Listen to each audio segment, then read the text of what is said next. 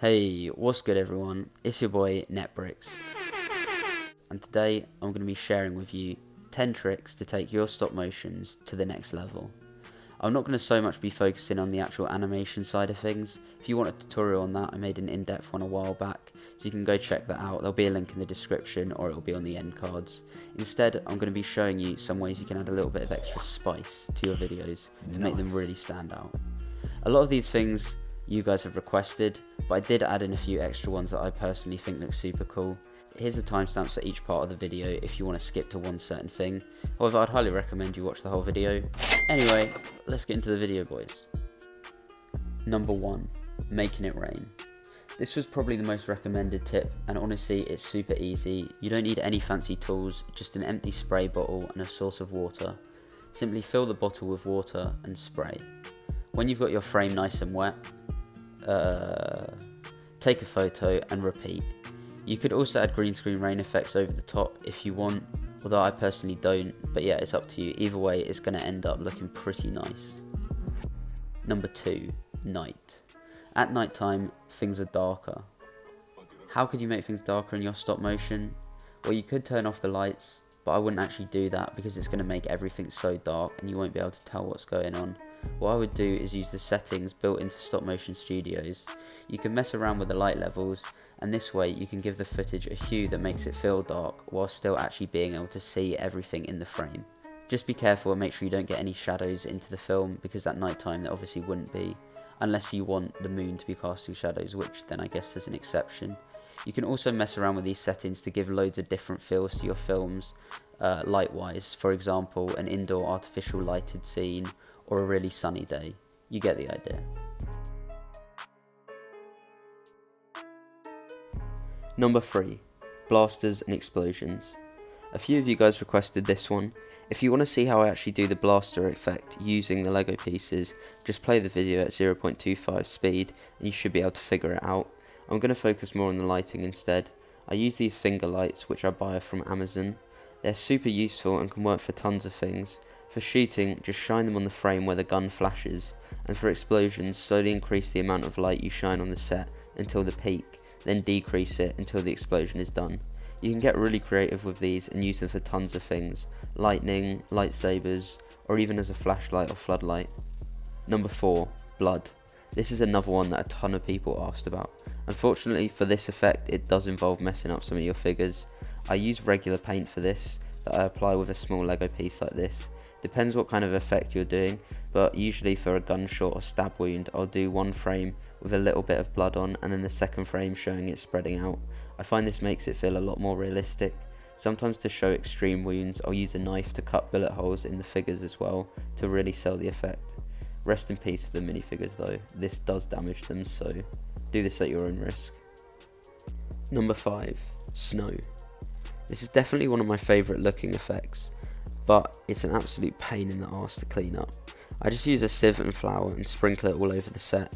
In this instance I'm actually using a spoon, but that's because I couldn't find a sieve. So yeah, this one looks super effective and really brings the set to life. Just be careful when you're moving the figures in between frames that you don't leave prints in the snow, as this would ruin the effect.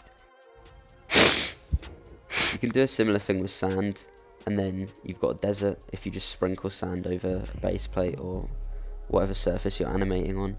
I personally really like creating realistic settings with these sorts of materials. However, you could just use a white or tan base plate if you want to take the easier route, and then that does save on cleaning up as well. Number 6, 360 shots. This is a trick I used to use a ton back in the day with pretty much every video I made. I haven't used it recently, but it's still a really useful effect. I would build the set onto a spinning point. This meant I could keep the camera perfectly still and spin the set to make it feel like the camera was spinning around the set. This is a super cool trick and can definitely help you achieve some sick shots. So yeah, give it a try. Number 7, phone or laptop in the background. This is an effect that I haven't used in quite a while, but it is super useful.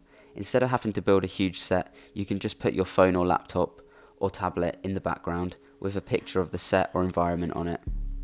If you want to get super crazy with it, you can play a video on the background frame by frame to match the frame rate of the video that you're filming, so it will essentially be moving in the same time, so pretty much the background is moving with your film. I used this for the fireplace and snow in this video I made a while back, and it works pretty well. I'm definitely going to try and use this one again in some future projects.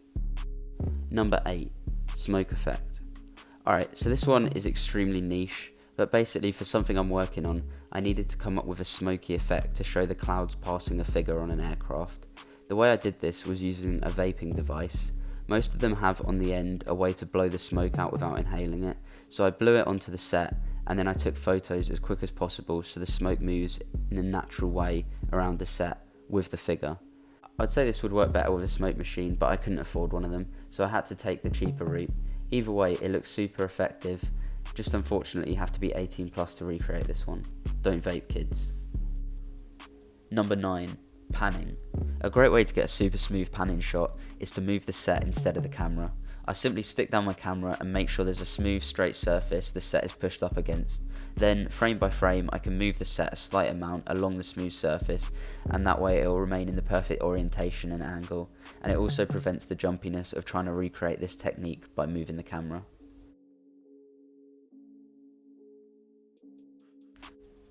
Number 10, scale, bigger/smaller.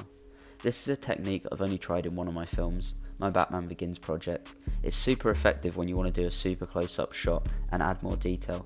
For example, in Mind Game Studios' The Cleaners, they use this effect to show something smaller than the scale you can realistically animate at with Lego.